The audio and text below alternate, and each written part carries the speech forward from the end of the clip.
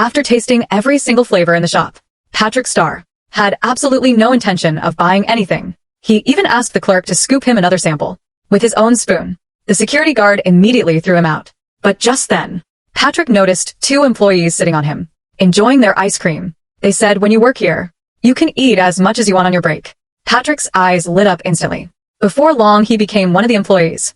The manager assigned him to wash dishes. When Patrick saw leftover ice cream in the bowls, inspiration struck. Minutes later, the manager was amazed by how fast Patrick was washing. Patrick proudly showed off his secret technique. Soon the manager took him to the freezer room to unload ice cream and explain the process. But it was so cold Patrick didn't catch a single word. An hour later, after unloading everything, the manager grabbed the doorknob, and it was burning hot.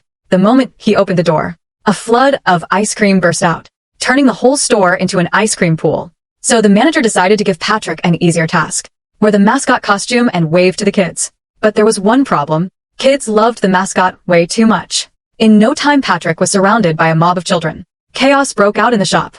Amid the commotion, Patrick quietly started collecting abandoned ice cream and got caught red-handed by the manager. He was almost fired on the spot.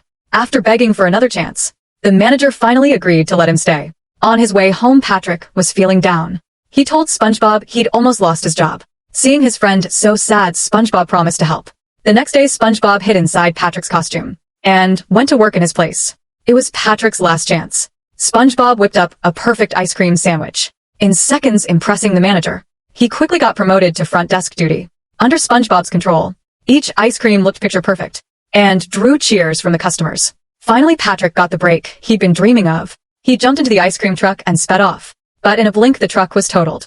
With only 2 minutes left of his break, Patrick went into overdrive, rushing to the counter and devouring everything in sight. Still not satisfied, he stuck his head into the ice cream machine and started sucking it all in. But he ate so much that his brain suddenly froze, and his whole body turned solid ice. The freezing spread from the ice cream shop to Bikini Bottom to the ocean surface until the entire Earth was frozen solid. 5 billion years later, the ice finally melted. Patrick had been fired, but he didn't care anymore because he'd just discovered that he was allergic to ice cream.